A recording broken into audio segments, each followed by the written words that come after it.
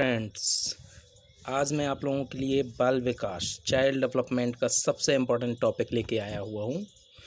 Gene पियाजे के संज्ञानात्मक विकास का सिद्धांत।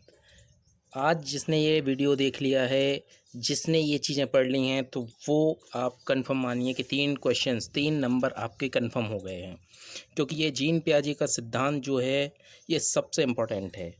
तो जीन पियाजे का सिद्धांत, इसको हम बोलते हैं कॉग्निटिव डेवलपमेंट बाय जीन पियाजे, यानी कि संज्ञानात्मक विकास का सिद्धांत।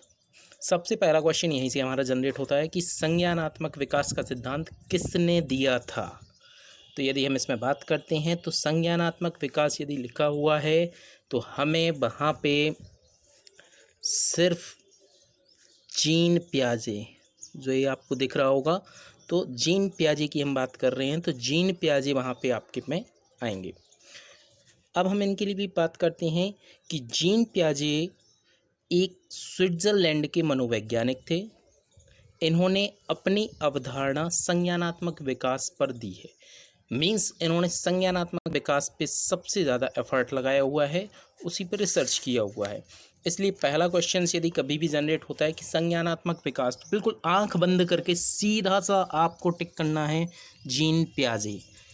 इसके बाद हम बात करते हैं कि संज्ञानात्मक विकास का सिद्धांत जो है ये जीन पियाजे ने दिया था और इनके सिद्धांत हैं।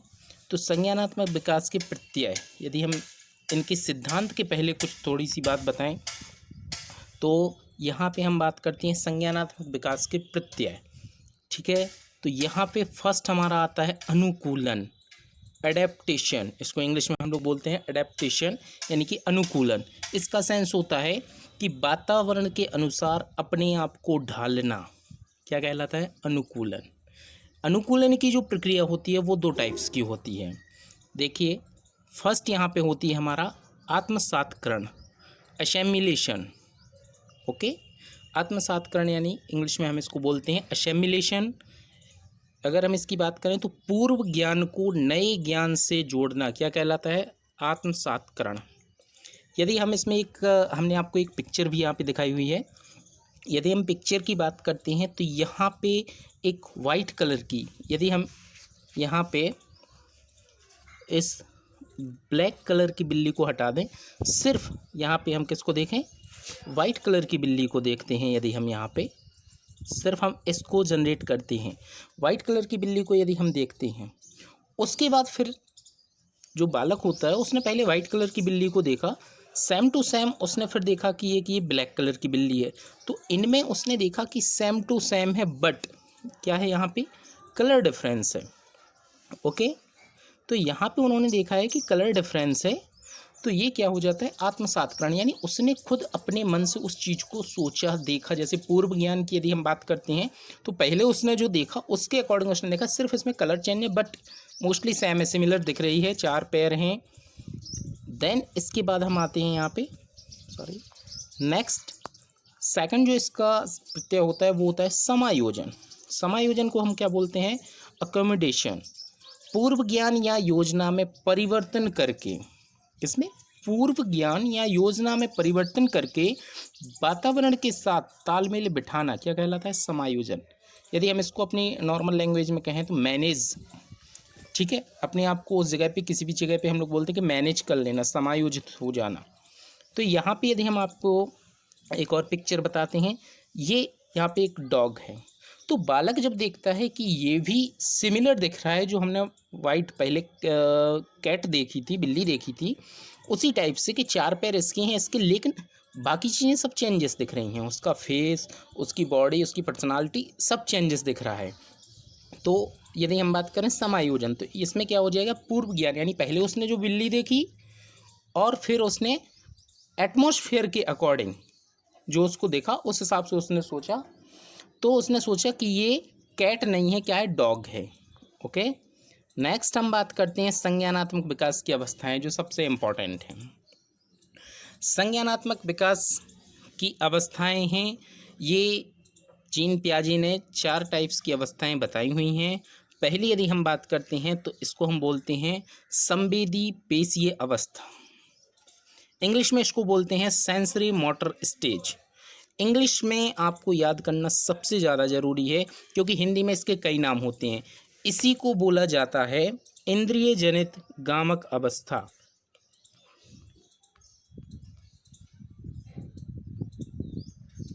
इंद्रिय जनित गामक अवस्था, ठीक है, इंद्रिय जनित गामक अवस्था। तो इसको हम बोलते हैं, इसलिए हमें इसका इंग्लिश में नाम याद करना सबसे ज़्यादा जरूरी। संवेदी पेशी अवस्था या इंद्रिय जनित गामक अवस्था, इंग्लिश में बोलते हैं सेंसरी मोटर स्टेज। ये 0 से 2 वर्ष यानी जन्म से लेके कहाँ तक, ये 2 वर्ष तक होती है। इस अवस्था में बच्चा अपनी, ये जो होती है, तो इस अवस्था में बच्चा क्या करता है, अपनी ज्ञानेंद्रियों के माध्यम से सीखता है। किसके द्वारा सीखता है, ज्ञानेंद्रिय। ओके, तो ज्ञानेंद्रियाँ कौन कौन सी होती हैं, आँख, कान, नाक, ठीक है। इसमें हम आपको एक पिक्चर दिखा रहे हैं। ये 5 हमारी ज्ञानेंद्रियाँ यानी कि सेंसरी ऑर्गन्स होते हैं, eye, ear, nose, tongue and skin. आँख, कान, नाक, जीभ और स्किन, ये हमारे क्या होते हैं, सेंसरी ऑर्गन्स होते हैं। ये हमारी इंद्रिय जनित गामक या संवेदी पेशी अवस्था, जिसको इंग्लिश में बोलते हैं सेंसरी मोटर स्टेज, ये 0 से 2 वर्ष होती है। इसमें बच्चा क्या करता है, जो कुछ भी सीखता है वो किसके थ्रू सीखता है, अपनी ज्ञानेंद्रियों के थ्रू। सेकंड हम बात करते हैं पूर्व संक्रियात्मक अवस्था, इसको इंग्लिश में बोलते हैं प्री ऑपरेशनल स्टेज। इसका जो टाइम पीरियड होता है वो 2 से लेकर 7 वर्ष तक होता है। ओके, यह क्रिया करने से पहले की अवस्था है। कब की है, पूर्व संक्रियात्मक अवस्था।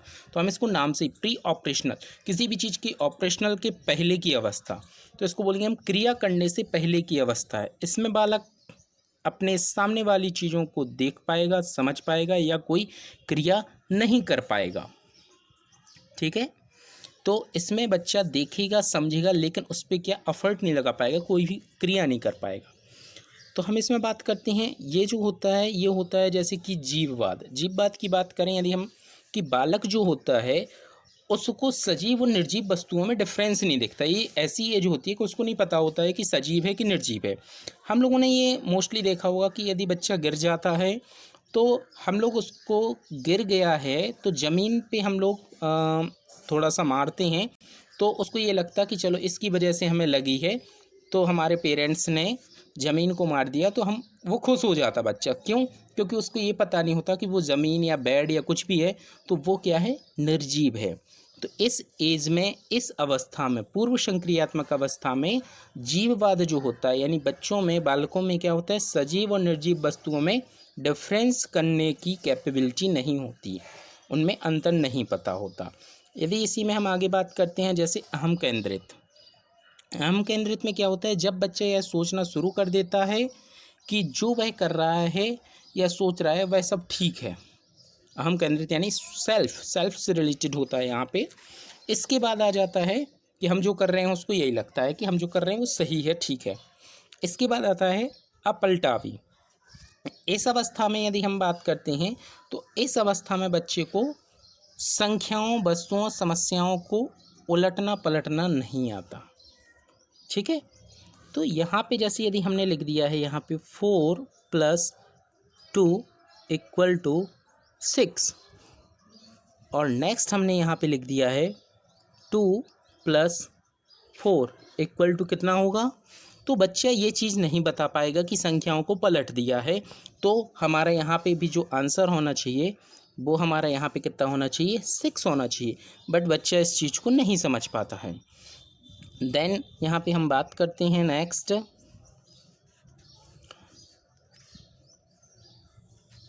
थर्ड जो हमारी स्टेज होती है वो होती है मूर्त संक्रियात्मक अवस्था, कॉन्क्रीट ऑपरेशनल स्टेज। इसमें टाइम पीरियड नहीं लिख पाए हैं, तो यहाँ पे जो आपका टाइम पीरियड होगा,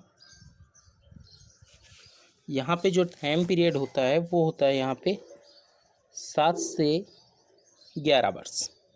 ओके, मूर्त संक्रियात्मक अवस्था, कॉन्क्रीट ऑपरेशनल स्टेज। इस अवस्था में बालक सामने रखी हुई वस्तुओं को देखकर ही कुछ कर सकता है। मूर्त संक्रियात्मक, यदि मूर्त की बात करते हैं यानी मीन्स होता है जो चीज़ें उसको दिख रही हैं।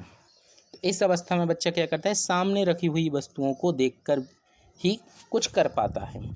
इसमें बच्चों में एक और गुण आ जाता है, जैसे कि अभी हम लोगों ने जो इसके पहले पढ़ा हुआ था, जो चीज़ें उस टाइम में नहीं थी, उस अवस्था में नहीं थी, वो इसमें आ जाती हैं। जैसे अपलटावी, जीववाद, मुद्राभार आदि ये जो गुण होते हैं वो उन सब चीज़ों को वो समझने लगता है।